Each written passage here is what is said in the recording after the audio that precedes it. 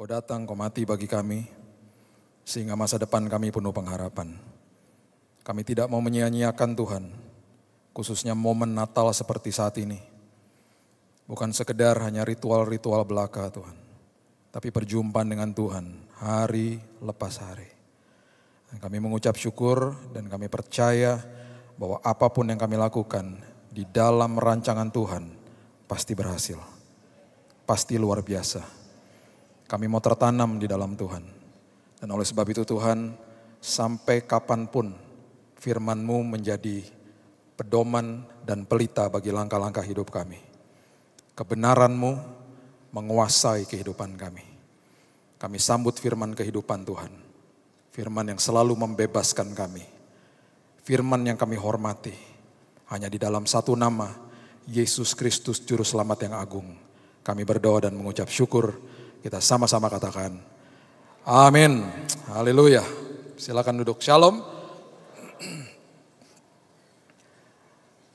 Saya senang kalau udah bulan Desember, khususnya bulan ini makin sedikit emosional karena tahun lalu saya pertama kali didiagnosa sakit tahun lalu. Lihat pohon Natal saya harus tahan-tahan emosi untuk seringkali mau nangis. Sungguh luar biasa perjumpaan dengan Tuhan. Kalau saudara ingat khotbah saya tahun lalu sebelum saya sakit, saya sudah sakit sebenarnya khotbah di sini. Saya membahas tentang orang Majus dan orang Majus hidupnya diubahkan Tuhan. Orang Majus dari timur datang dengan apapun yang mereka alami pada saat itu, mereka mengalami sebuah perjumpaan sama Tuhan. Nilai hidup mereka selalu serba harta, kemewahan, kepandaian dan lain sebagainya. Dan akhirnya ketika mereka berjumpa dengan Kristus, kehidupan mereka diubahkan total sama Tuhan. Jadikan momen Natal ini sebuah perubahan bagi saudara. Bukan sekedar hanya ritual-ritual, tapi betul-betul perjumpaan dengan Tuhan untuk seterusnya saudara hidup. Melibatkan Tuhan di semua aspek hidup saudara. Saya udah pernah katakan kalau hati kita gak berkobar-kobar baca firman, ada yang salah sama kita. Tulisan firman itu luar biasa. Saya tidak pernah puas-puas baca firman. Selalu nagih dan nagih dan nagih. Justru karena itu saya diberikan kepuasan. Karena Yesus sendiri mengatakan air hidup itu adalah satu-satunya yang bisa memberikan engkau kepuasan. Jadi setiap hari saturasi hidup saudara dengan firman Tuhan. Sayangi, cintai firman Tuhan. Karena ketika saudara terus renungkan dan renungkan dan renungkan, itu karena sesuatu yang hidup. Ada apapun di depan saudara itu pewahyuan akan keluar dengan sendirinya. Saudara akan betul-betul nanti merasakan apa yang saya katakan sekarang ini. Nanti saudara bisa rasakan sendiri. Ketika berhadapan dengan kesulitan, apapun ada hikmat yang keluar. Roh Kudus akan makin gampang bicara sama saudara. Ketika kebenaran itu merasuki hidup saudara. Karena nilai-nilainya dan perkataan-perkataan Yesus itu makin tertanam di dalam sini. Jadi tinggal dikutip sama dia. Ini loh firmanku, ini loh firmanku. Karena sudah dibaca terus, direnungkan siang dan malam. Udah merasuki hidup saudara. Jadi akhirnya suara Tuhan makin mudah. Banyak orang tanya sama saya, gimana Pak dengar suara Tuhan? Ada cara-caranya enggak? Baca banyak firman aja setiap hari. Nanti ketika menghadapi masalah kehidupan, apapun itu akan keluarnya lebih gampang. Karena sudah tertanam, tanpa kita sadari tertanam. Tinggal dikorek-korek dikit sama Roh Kudus sudah jadi pewahyuan yang luar biasa. Karena hidup, firman itu hidup. Ya. Lukas pasal yang kedua, ayat yang ke-10 mengatakan begini. Lukas pasal yang kedua, ayat yang ke-10. Lalu kata malaikat itu kepada mereka, ini departemen penerangan surga dipimpin sama Gabriel. Dikirim ke muka bumi, biasanya kalau departemen ini dikirim ke muka bumi dengan cahaya sinar yang luar biasa. Manusia selalu ketakutan dan selalu nih SOP-nya mereka lah. Selalu bilang gini, jangan takut, baru ada kabar baik setelah itu.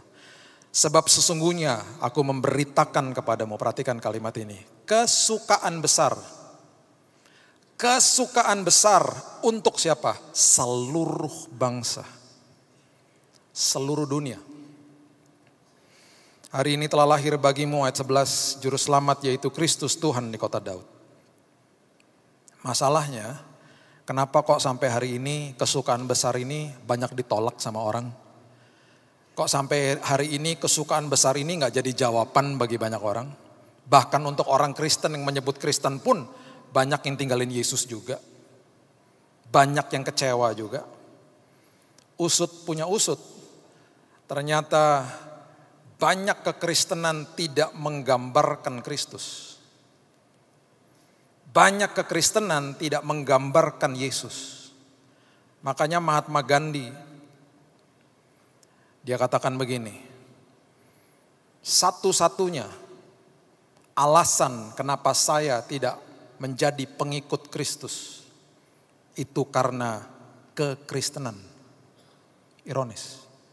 Satu-satunya yang menghalangi saya dan membuat saya akhirnya mengurungkan niat saya menjadi pengikut Kristus adalah kekristenan itu sendiri.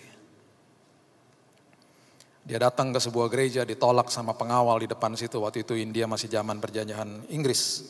Dan dikatakan, kamu orang tidak layak masuk ke dalam gedung gereja. Ini kasta yang tinggi, hanya orang-orang India yang kastanya tinggi dan bangsawan-bangsawan dari Inggris.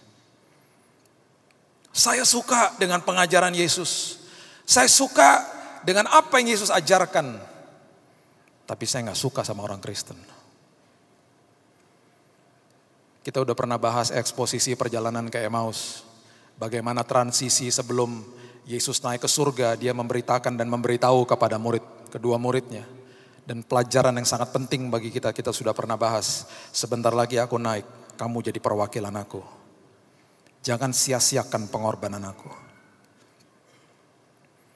Makanya kenapa kehidupan ini, hidup kita ini harus, saya ulang ya, harus ada buahnya. Kalau nggak ada buahnya, orang nggak akan bisa lihat Yesus. Dan akhirnya kita berpikir, buah-buah. Saya nggak suka Pak khotbah kayak begitu. Sesuatu yang nggak bisa terlihat Pak. Seringkali manusia mengejar memang hal-hal yang terlihat, materi, jabatan, status untuk diperlihatkan kepada orang lain. Pengajaran-pengajaran tentang damai sejahtera, sukacita, iman, kekudusan, karakter ilahi kurang populer.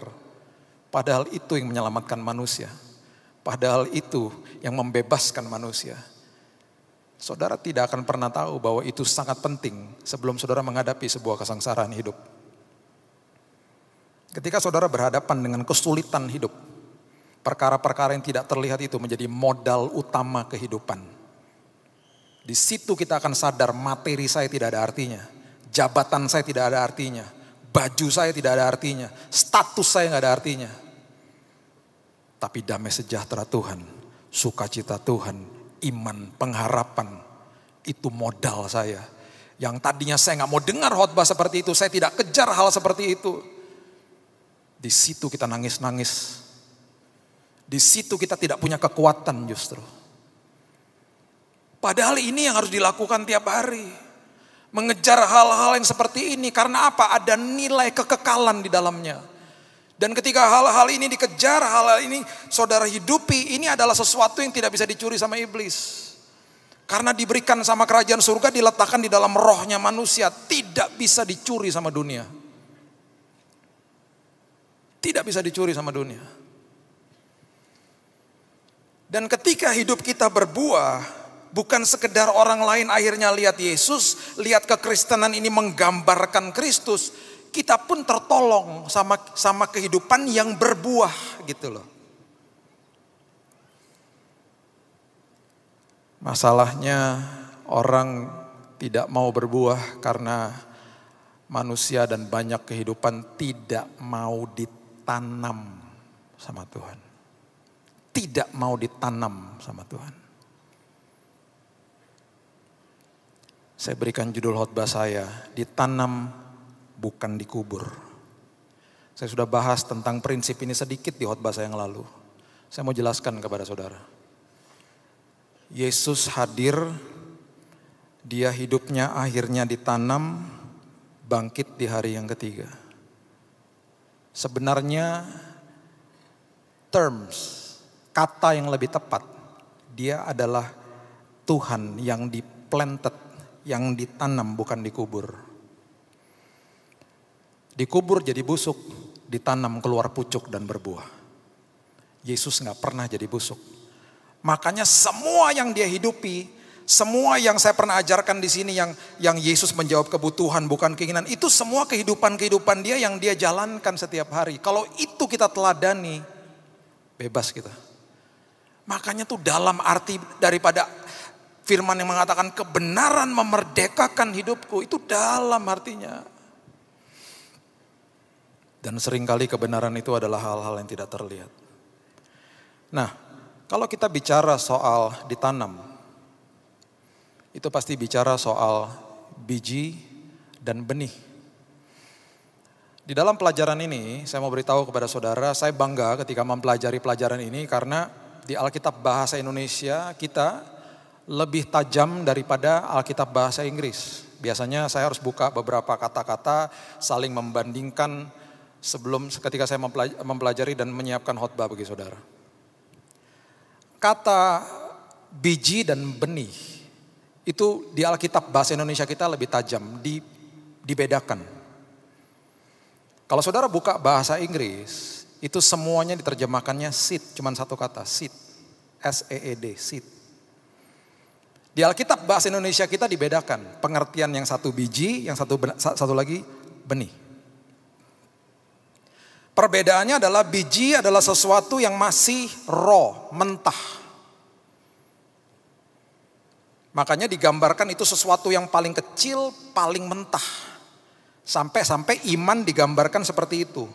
Sekecil itu, sementah itu pun engkau bisa memindahkan gunung, bisa mencabut pohon ara, memindahkan ke dasar lautan. Itu yang Alkitab katakan. Yang namanya benih itu adalah biji yang sudah dikondisikan untuk ditanam. Ketika kita lahir baru, biji itu sudah diberi sama Tuhan. Makanya di janji-janji Tuhan, di rancangan awalnya Tuhan itu, semua kehidupan sudah diletakkan unsur biji di dalamnya. Sekarang bagaimana saya bermitra sama Tuhan, memberikan biji ini kepada Tuhan, dan kemudian membiarkan Tuhan mengkondisikan menjadi benih, dan benih itu ditanam, dan kita membiarkan Tuhan menanam hidup saya, hidup saudara. Kejadian pasal yang pertama ayat yang ke-29 adalah ayat yang menggambarkan rancangan awalnya Tuhan bagi manusia tentang kebutuhan manusia.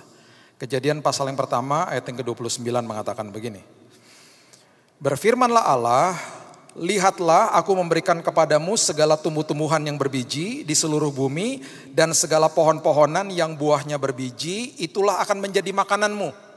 Dengan kata lain, besok lusa, minggu depan kebutuhanmu sudah aku tanggung penuh. Itu kebutuhan hidupmu. Tenang aja.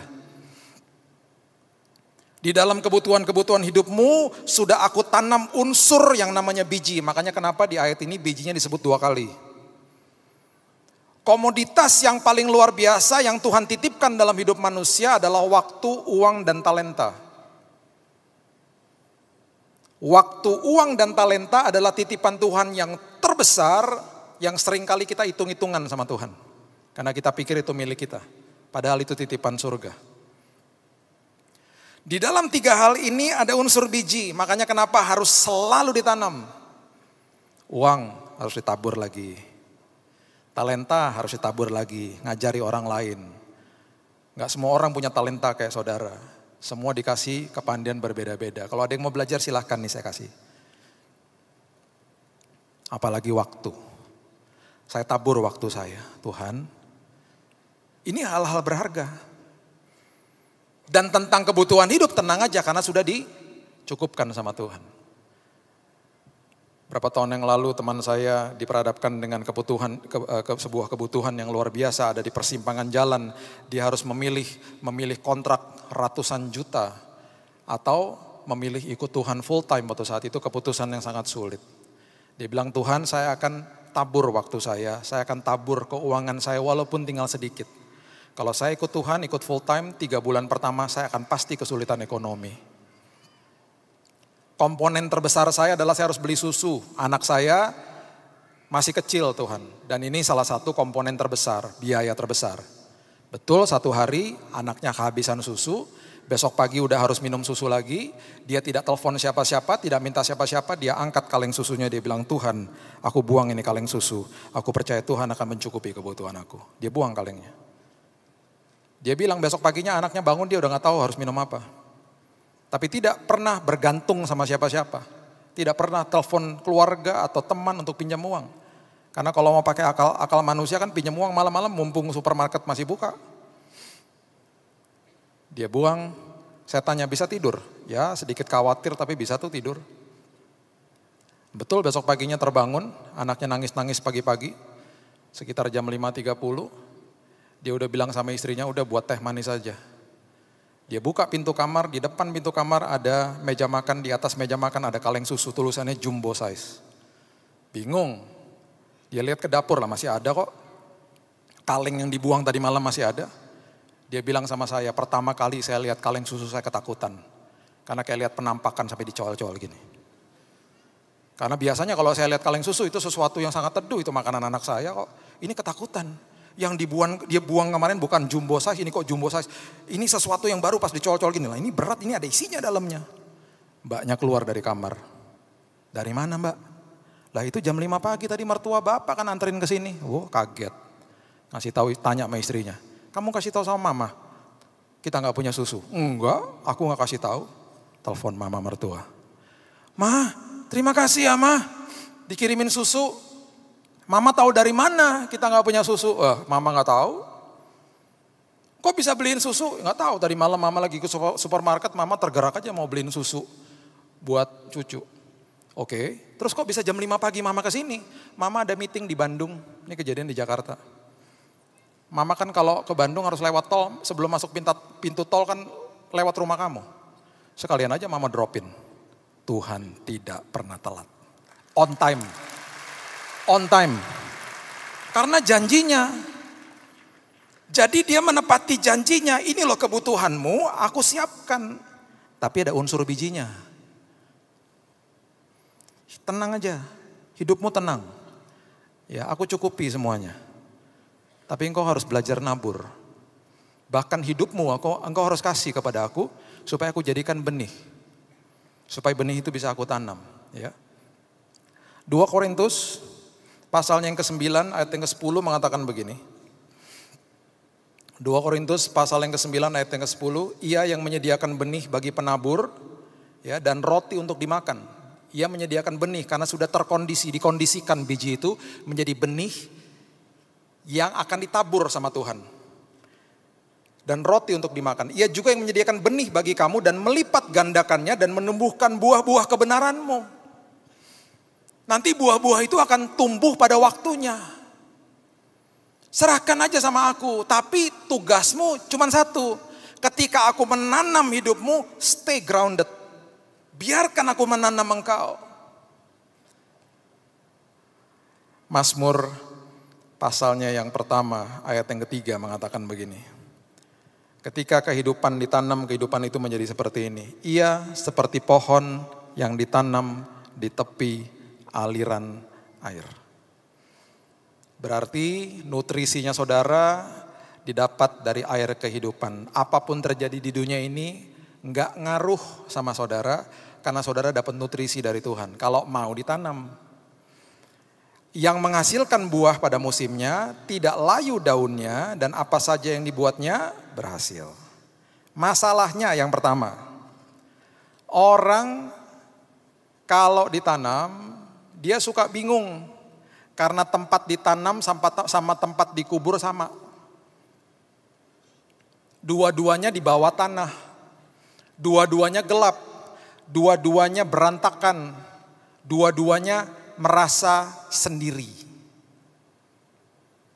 Tapi yang satu akan jadi busuk, yang satunya akan keluar pucuk. Dan akan berbuah.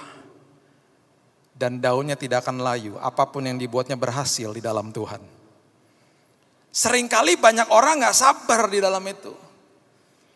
Karena banyak orang katakan begini, I am underpaid, saya di bawah UMR misalnya ngomong gitu. Lagi di bawah nih, posisi di bawah. Saya di bawah tekanan Pak. Wah. I'm under pressure.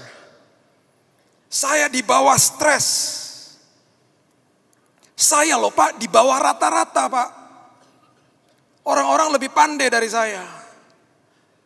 I'm undervalued, saya tidak dihargai. Timbul kata-kata seperti itu. Aku di bawah, aku di bawah, aku di bawah. Aku di bawah tekanan, aku di bawah rata-rata, aku di bawah gaji UMR misalnya. Aku di bawah macam-macam. I'm under. Kita nggak sadar, kita lagi ditanam sama Tuhan. Kita nggak sadar justru ketika kita sedang dalam keadaan seperti begitu, harusnya kita tidak kehilangan pengharapan karena kita tahu akarnya lagi dibangun di bawah situ. Memang gelap, memang gak enak, memang rasanya sendirian. Dan Tuhan tidak mau menumbuhkan cepat-cepat karena akarnya belum merambah, belum kuat. Saudara kalau lihat satu pucuk keluar dari tanah keluar, itu biasanya akarnya udah kemana-mana, gak kelihatan. Dan Tuhan akan tumbuhkan perlahan-lahan. Dan ketika tumbuhnya perlahan-lahan, orang masih mencibir kita. Ya masih kecil, usahamu masih kecil dibanding aku. Pengetahuanmu masih cetek kok gitu. Oh dikata-katai, dicemooh dan lain sebagainya. Gak apa-apa karena aku sedang ditanam, aku berdiam diri aja. Dan itu bagus bagi kita. Biarkan itu terjadi karena apa? Akarnya makin banyak dan makin berkembang ke kanan, ke kiri, ke belakang, ke depan. Semuanya mengakar di dalam. Itu yang Tuhan mau. Kalau dia cepat-cepat tumbuhkan saudara, saudara akan dieksploitasi sama dunia. Saudara akan dipermainkan, diombang-ambing. Makanya kenapa Burj Khalifa, gedung tertinggi di dunia 800-an meter. Ketika digali ke bawah, itu lebih dari 50 meter fondasinya. 400 sekian kubik konkrit yang ditanam di bawah. Untuk penyanggah gedung tertinggi di dunia 800 sekian meter. Saudara sedang dibangun ke bawah sama Tuhan. Supaya fondasi saudara kuat. Dan kalau saudara sedang merasa di bawah, saya mau beritahu kepada saudara, jangan pernah kehilangan pengharapan. Saudara bukan dikubur. Saudara sedang ditanam sama Tuhan. Memang rasanya gelap, rasanya gak enak. Tapi tepat pada waktunya. Yang kedua, Tuhan akan menumbuhkan buah-buah saudara tepat pada waktunya. Baca bersama-sama saya. Di Kolose pasal yang kedua ayat yang ke-6 mengatakan begini. Kolose pasal yang kedua ayat yang ke-6 dan ke-7 mengatakan begini. Kamu telah menerima Kristus Yesus Tuhan kita. Karena itu hendaklah hidupmu tetap di dalam Dia. Hendaklah kamu berakar di dalam Dia dan dibangun di atas Dia. Hendaklah kamu bertambah teguh dalam iman yang telah diajarkan kepadamu dan hendaklah hatimu melimpah dengan syukur. Saya berani jamin berdasarkan firman Tuhan, ketika saudara hidupnya dibangun, akar saudara di atas Kristus, pasti luar biasa. Pasti luar biasa. Mau ada badai sebesar apapun, saudara akan berdiri teguh. Berdiri teguh, gak kebingungan. Saya banyak menghadapi orang kebingungan, saudara. Bingung, ketakutan dan lain sebagainya. Justru itu kesempatan di mana mereka bisa mengatakan kepada dirinya, ini Tuhan kesempatan. Imanku akan bertumbuh di sini. Makanya kejar hal-hal yang tidak terlihat. Ketika badai datang, saudara siap. Yohanes pasal yang ke-15 ayat yang ke-10 dan 11 mengatakan begini. Yohanes 15 ayat yang ke-10. Jikalau kamu menuruti perintahku, kamu akan tinggal di dalam kasihku. Seperti aku menuruti perintah Bapakku dan tinggal di dalam kasihnya. Semuanya itu kukatakan kepadamu supaya sukacitaku ada di dalam kamu dan sukacitamu menjadi penuh. Ini Paulus menulis ini gak sembarangan ya. Paulus menulis di Galatia maksud saya. Di Yohanes ini sudah ditulis. Dan di Galatia 5 ayat 22, buah roh itu berkesinambungan dengan ini. Buah roh kalau saudara pelajari, 3 pertama itu kasih, sukacita, damai sejahtera. Dan sistematis teologi kita memang luar biasa, saling menyambung. Berbeda penulis tapi semuanya nyambung. Yohanes mengatakan kalau engkau tinggal di dalam kasihku, engkau akan ada sukacita. Dan sukacitamu menjadi penuh. Sukacita itu letaknya di roh, tidak bisa diusik dan tidak bisa dicuri sama iblis. Yang ada di emosi saudara yang sering kali kita salah artikan itu kesenangan. Kesenangan bisa hilang kapan saja, kesenangan bisa diusik kapan saja. Yang namanya sukacita itu hanya pemberian kerajaan surga, dunia gak bisa kasih. Dunia tidak ngerti. Kasih membawa saudara ke dalam sukacita yang penuh. Sukacita yang penuh membawa saudara ke dalam damai sejahtera. Filipi pasal yang keempat, coba saudara lihat. Filipi pasal yang keempat, ayat 4 sampai 7 mengatakan begini. Bersukacitalah senantiasa dalam Tuhan. Sekali lagi kukatakan bersukacitalah. Tadi kasih membawa kepada sukacita. Sekarang sukacita membawa kepada damai sejahtera. Hendaklah kebaikan hatimu diketahui semua orang. Tuhan sudah dekat. Janganlah hendaknya kamu khawatir tentang apapun juga. Nyatakan dalam segala hal keinginanmu kepada Allah dalam doa dan permohonan dengan ucapan syukur. Damai sejahtera Allah yang melampaui segala akal akan memelihara hati dan pikiranmu dalam Kristus Yesus. Damai sejahtera letaknya di roh, gak bisa diusik, gak bisa dicuri sama iblis. Yang ada di emosi saudara itu namanya ketenangan. Ketenangan bisa hilang kapan saja. Makanya ketika melewati badai seperti kemarin, banyak orang bilang begini, rasa damainya kayak gimana Pak? Saya bilang, saya gak bisa jelasin. Kenapa? Melebihi akal budi. Melebihi akal budi, bagaimana saya bisa jelasin?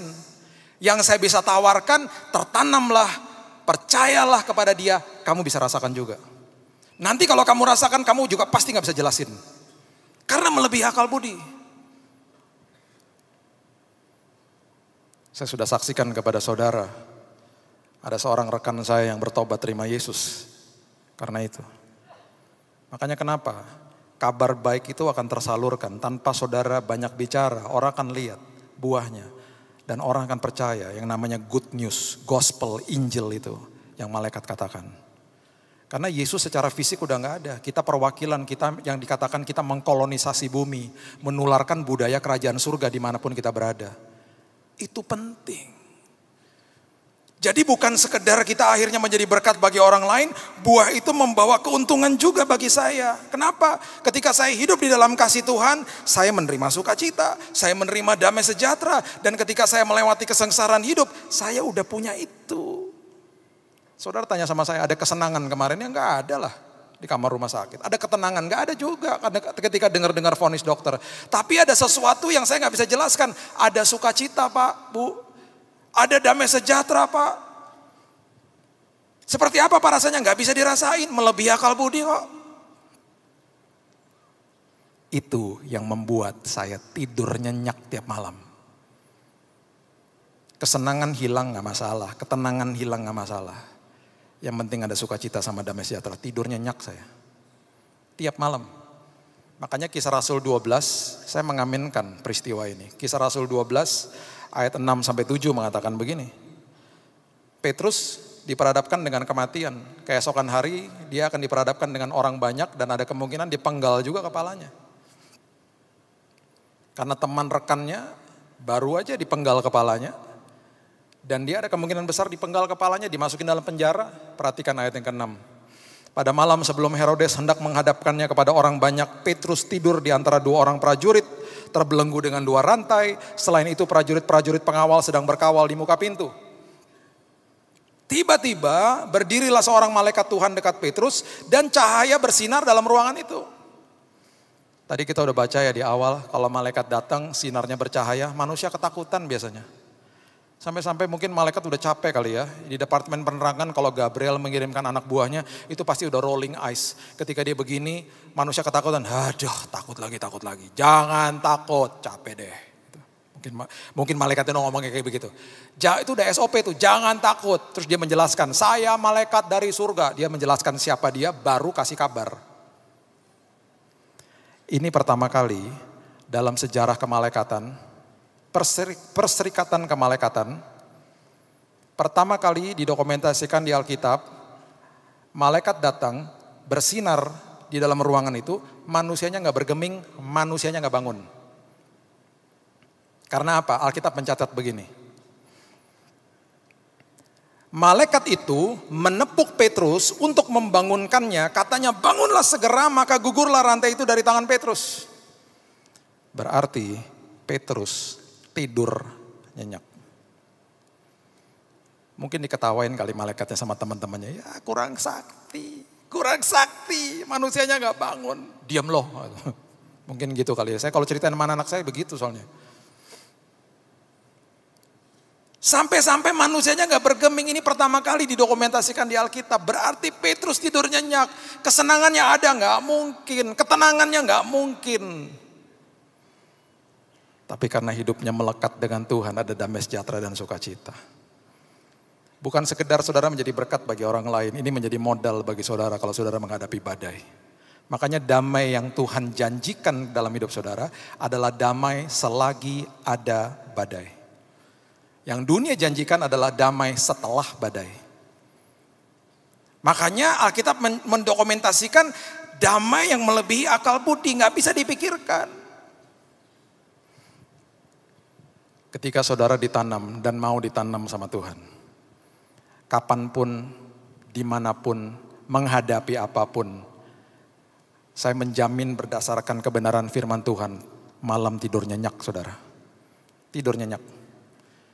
Gak akan ada stres, there is no condemnation, tidak ada penghukuman, penghakiman, tidak ada khawatir, takut, dan stres. Walaupun ketenangan, kesenangan gak ada, sukacita, damai sejahtera melingkupi hidupku. Yang berikutnya, Mazmur mengatakan, daunnya tidak akan layu. Daunnya tidak akan layu. Setelah berbuah, daunnya tidak akan layu. Ketika musim gugur, pohon itu melepaskan daun-daun. Karena dia menyimpan nutrisi untuk musim dingin. Stop nutrisinya. Daun mulai berguguran. Makanya dinamakan fall season, musim gugur. Berantakan di mana-mana. Dilepas. Karena nutrisinya disimpan. Untuk winter, untuk musim dingin. Nanti setelah melewati musim dingin, dia kuat. Adalah musim semi di mana dia menyalurkan kembali nutrisinya dan daunnya bertumbuh kembali.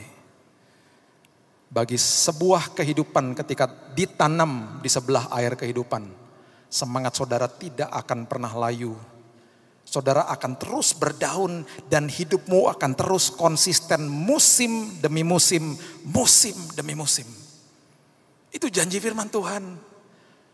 Kok bisa semangat Pak? Kok bisa konsisten?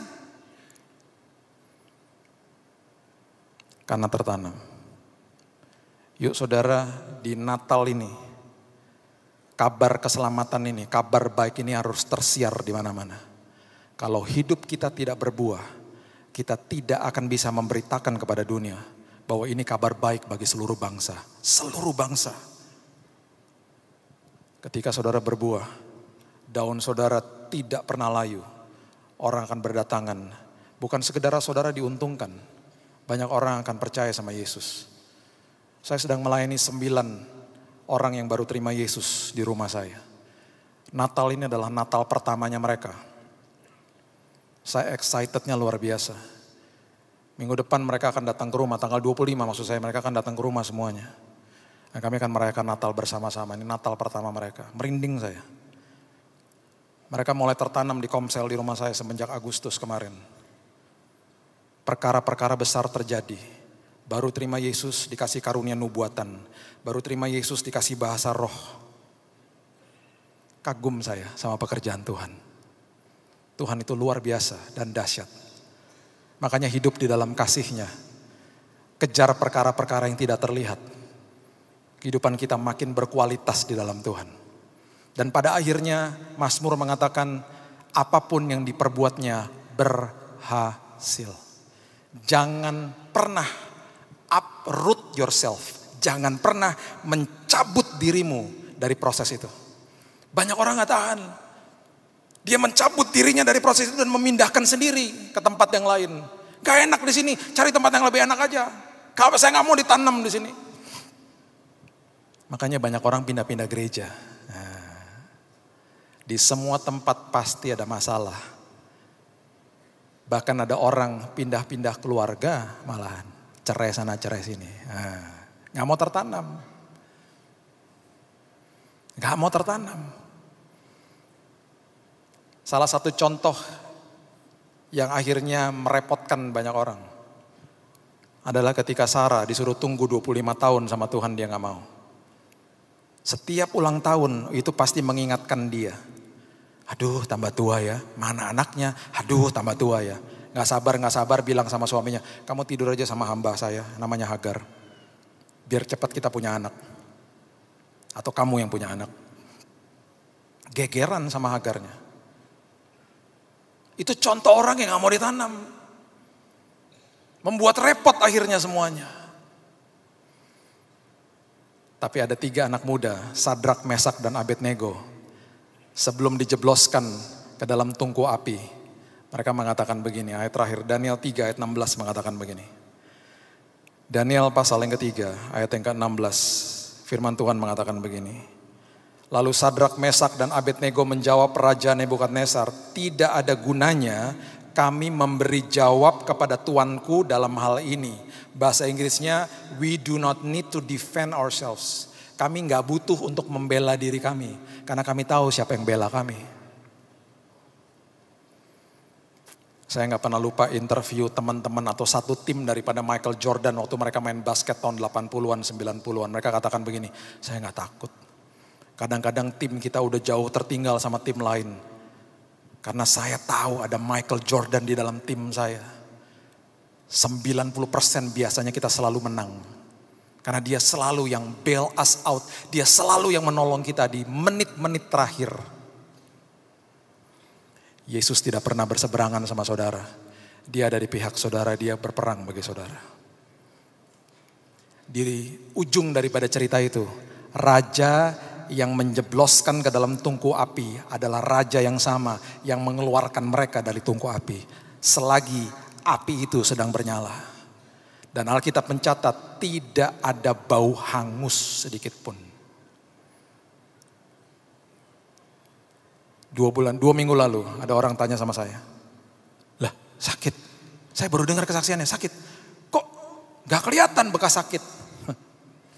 Saya ingat sama ayat ini. Mau ditanam Pak, kalau mau ditanam gak ada bekasnya nanti. Justru yang keluar adalah kemuliaan Tuhan, bukan kehebatan kita. Saya tutup dengan cerita ini. Minggu lalu ada rekan saya dan istri saya datang ke rumah. Dia bilang begini, bisnis saya kolaps. Saya habis-habisan. Saya mau beritahu ini kepada saudara supaya saudara belajar. Saya juga belajar, ya. Kita sama-sama belajar. Orang ini ada dalam titik penghabisan terakhir. Makanya banyak jemaat tanya begini, Pak gimana Pak? Besok udah deadline Pak. Pak gimana Pak? Bingung Pak. Saya selalu bilang gini, bagus. Saya udah gak tahu lagi mesti ngapain, bagus. Kok bagus Pak? Ya bagus. Kalau kamu bilang kamu gak tahu lagi harus ngapain, itu bagus. Tuhan paling suka kayak begitu. Selama kamu masih bilang aku bisa, Tuhan gak akan coba campur tangan. Dia bilang, kamu tahu gak? Bisnis saya udah kolaps. Dan saya tinggal punya mobil satu, mobil niaga, mobil pickup. 2 bulan cicilan terakhir saya udah gak bisa bayar. Debt collector datang ke rumah. Debt collectornya marah-marah. Dia bilang gini, Mas mau ngamuk-ngamuk, mau marah-marah sampai kapanpun gak akan menambah uang di rekening saya. Ini loh Mas, tetap 0. Udahlah Mas, gak usah marah-marah. Saya kalau ada uang juga saya bayar. Nih lihat aja. Bangkrut usaha saya. Ini toko saya, udah tutup, mau tutup udah. Akhirnya debt collectornya mereda, pulang. Besoknya di WhatsApp sama debt collector. Saya dikasih lihat WhatsAppnya. Bu, saya udah bicara Bu sama orang sales. Untuk tagihan 2 bulan ke depan, tagihan yang terakhir ini, biarkan saya sama orang sales yang nalangin dulu, bayarin dulu. Nanti kalau ibu ada uangnya, ibu nyicil aja ke saya. Mana ada debt collector yang bayarin. Kalau enggak debt collector dikuasai sama roh Tuhan. Enggak mungkin. Enggak mungkin. Kok bisa dalam satu hari? Kok bisa dalam satu hari ada pernyataan itu? Makanya ya, kalau udah di titik-titik terakhir itu paling nikmat udah. Biarin aja. Tuhan, aku sudah lakukan apa yang aku bisa. Aku cuman punya dengkul sama air mata. That's it. Tapi dengkul dan air mata ketika bermitra sama Tuhan jadi perkara besar. Sederhana kok. Di saat aku udah gak bisa apa-apa, Tuhan akan berkarya. Dan selalu jawaban Tuhan tepat waktu. Selalu begitu. Ketika dia mendapat kenyataan ini, dia bilang lagi sama dirinya sendiri, lah kan berarti saya ada hutang, saya harus bayar dong 2 bulan. Nah, besoknya ada jawaban doa lagi. Kuncinya cuma berserah kok, mengucap syukur kok. Besoknya ada temannya bilang begini, Mbak, itu mobil gak diapa-apakan? Ya enggak, mau ngapain lagi, bisnis udah mau bangkrut begini kok. Udah tak sewa ya mobilnya, saya karyakan mobilnya. Oh ya boleh, saya kasih DP dulu ya, habis itu nanti bulan ketiga saya mulai nyicil sama kamu, setiap bulan saya kasih uang terus, pokoknya uang sewanya gitu. DP-nya ketika dikasih persis untuk bayar debt collector sama orang salesnya untuk pembayaran 2 bulan. Mobilnya lunas, langsung lunas. Caranya Tuhan kan ajaib. Dia sampai bilang begini, mobil saya lunas, bulan ketiga saya dapat uang pemasukan, bisa bergulir lagi usaha saya. Sekarang usaha saya mulai dibangun lagi, tapi dulu dibangunnya atas kebanggaan dan dibangun di atas kesombongan diri saya. Sekarang dibangunnya di atas Kristus. Dibangunnya di atas pengharapan yang benar dan pasti akan tumbuh menjadi luar biasa. Dan ketika itu terjadi, hal-hal besar akan terus naik dan tidak pernah turun. Menjadi kepala bukan menjadi ekor. Kuncinya cuma satu, mau ditanam. Dan ketika ditanam, itu artinya bukan dikubur. Ditanam akan keluar tunas, akan berbuah. Daun saudara tidak akan layu. Dan pada ujungnya, apapun yang saudara buat berhasil di dalam Tuhan. Berikan tepuk tangan kita untuk Tuhan kita. Tuhan Yesus dahsyat, Tuhan Yesus luar biasa. Terima kasih Tuhan, kami mengucap syukur buat sore hari ini. Berterima kasih buat firman Tuhan. Berterima kasih buat momen Natal ini, momen yang sangat indah Tuhan. Bersama dengan keluarga, bersama dengan teman-teman jemaat, merayakan apa yang kau lakukan bagi kami ribuan tahun yang lalu Tuhan. Yang kami tidak akan pernah mau lupakan dalam hidup kami. Menjadi bagian yang sangat erat dengan jiwa kami. Oleh sebab itu Tuhan, kami mau betul-betul hidup kami dari hari ini sampai selama-lamanya mengalami Yesus dalam hidup ini. Tertanam di tepi aliran air kehidupan. Supaya pada waktunya buahnya akan tumbuh. Karena kami mau dijadikan benih oleh Tuhan. Dan daun kami tidak akan pernah layu. Semangat kami untuk ikut Tuhan selalu konsisten. Dan apapun yang kami kerjakan dibuat berhasil oleh Tuhan. Kami serahkan hidup kami dan masa depan kami dalam tangan Tuhan. Hamba-Mu berdoa khusus bagi jemaat Betaningin, dan tahun 2020 adalah tahun yang penuh dengan kesaksian. Tahun yang luar biasa bagi mereka. Karena mereka adalah jemaat yang mau ditanam sama Tuhan. Mungkin saat ini kami merasa gelap. Saat ini kami merasa sendiri. Saat ini kami merasa berantakan semuanya Tuhan. Tapi kami tinggal menunggu waktunya Tuhan. Ketika kami stay grounded, tetap mau ditanam. Pada waktunya Tuhan akan menumbuhkan buah-buah kebenaran kami. Meteraikan firman ini Tuhan. Dan kami akan menjadi pelaku-pelaku firman yang luar biasa. Di dalam satu nama, Yesus Kristus Juru Selamat yang agung, kami berdoa dan mengucap syukur. Kita sama-sama katakan, amin.